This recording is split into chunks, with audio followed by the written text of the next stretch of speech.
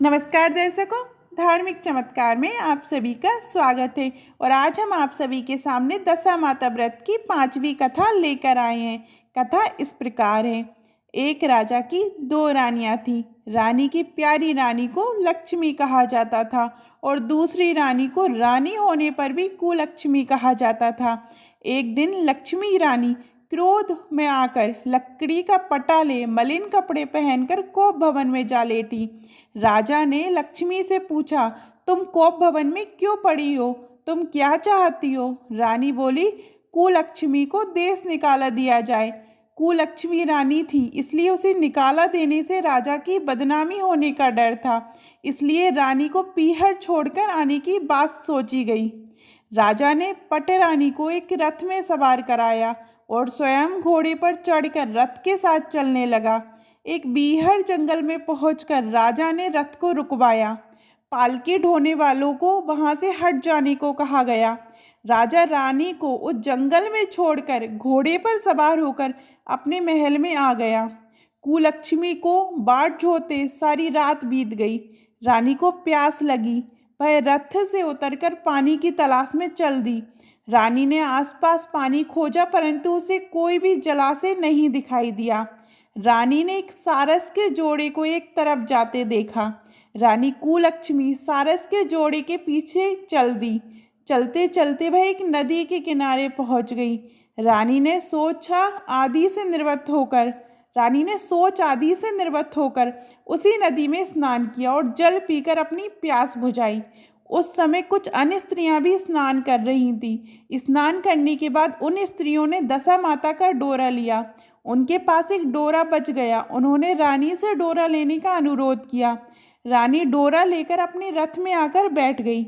दशा माता ने रानी की परीक्षा लेने के लिए एक बुढ़िया का वेश धारण करके उसके रथ के पास आई। वह रानी से बोली कि बेटी, यहाँ बैठी क्या कर रही हो? रानी ने बुढ़िया से कहा, पहले तुम बताओ, तुम कौन हो? बुढ़िया ने उत्तर दिया, मैं तुम्हारी मौसी हूँ। तब रानी उसके गले लगकर रोने लगी। उसने अपनी विपदा भरी सारी कहानी बुढ़िया को बता दी। अंत में रानी ने बुढ़िया से कहा, अब मुझे केवल तुम्हारा ही सहारा है, मेरी रक्षा करो।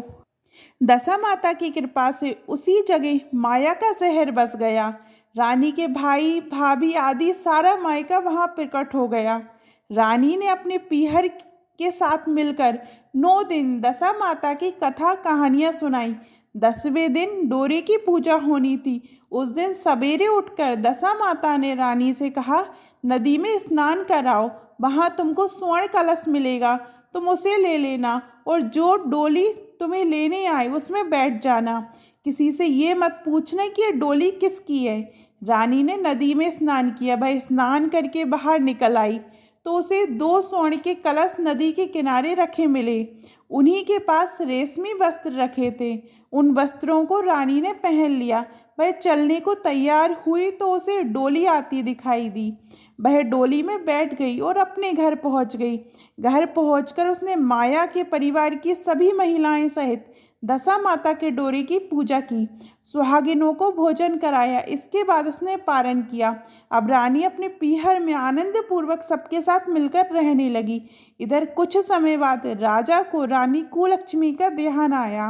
राजा ने विचार किया कि जिस दिन मैं रानी को जंगल में छोड़कर आया हूँ, तब से उनका कोई समाचार नहीं मिला। चलकर देखना चाहिए कि रानी कुलक्ष्मी का क्या हाल है। मंत्रियों ने राजा को समझाया कि अब रानी से मिलना आपके लिए ठीक नहीं होगा, परंतु राजा ने मंत्रियों की बात पर कोई ध्यान नहीं दिया। वह घोड़े पर सवार होकर उसी स्थान पर पहुंचा जहां पर रानी को छोड़ आया था। राजा को ये देखकर बड़ा आश्चर्य हुआ। यहाँ तो सघन वन था, परंतु यहाँ रमणीक बस्ती बसी हुई है। राजा ने लोगों से पूछा, ये कौन सी नगरी है? लोगों ने उसे बताया, ये कुलक्ष्मी का नगर है। अब तो राजा के आश्चर्य का ठिकाना ना रहा। वह बार बार सोच रहा था कि क्या यह नगरी मेरी पटरानी कुलक्ष्मी द्वारा बसाया नगर है। राजा ने कुलक्ष्मी के महल के पास जाकर सूचना भिजवाई कि उनसे अमुक देश के राजा मिलना चाहते हैं। रानी ने राजा को पहचान कर मिलने से मना कर दिया, परंतु मौसी ने उसे समझाया कि हिंदुओं में तो पति परमेश्वर माना जाता है, तुम्हें यही उचित है कि तुम यथाशक्ति उनका आदर सत्कार करो। मौसी के कहने पर रानी कुलक्ष्मी ने राजा को महल में बुलवाया। दोपहर को राजा को भोजन पर बुलाया गया। राजा के साथ नाई भी था। रानी राजा और नाई को भोजन कराने लगी। पहली बार रानी ने नाई की पत्तल पर भोजन परोसा तो नाई ने रानी के पैर पर एक छींटा लगाया।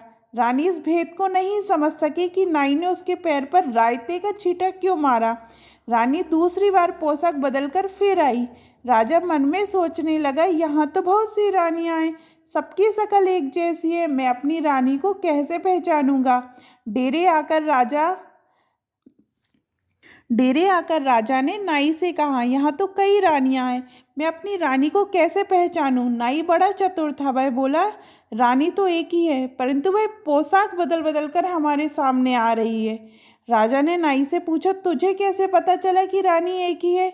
नाई बोला कि मैंने उनके पर रायते का छींटा मारा था। वह 3 बार कपड़े बदलकर हमारे सामने आई, परंतु वह छींटा उनके पैर पर तीनों बार लगा था। अगले दिन रानी ने राजा को अपने महल में बुलवाया। राजा को अपनी मेज पर बिठाकर खाने के लिए पान का बीड़ा दिया। पान खाकर राजा पलंग पर लेट गया और रानी उसके पैर दबाने लगी।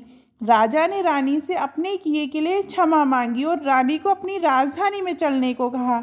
रानी ने कहा, आप मुझे किस मुंह से चलने को कह रहे हो? आप तो मुझे जंगल में अकेला छोड़कर चले गए थे। आप तो दूसरी रानी के कहने पे आकर मेरा परित्याग कर चुके थे। ये तो मेरी मौसी का किया हुआ है, उसी के कारण ये सब वैभव मुझे प्राप्त हुआ है, वरना आप तो मेरा सर्वनाश कर चुके थे।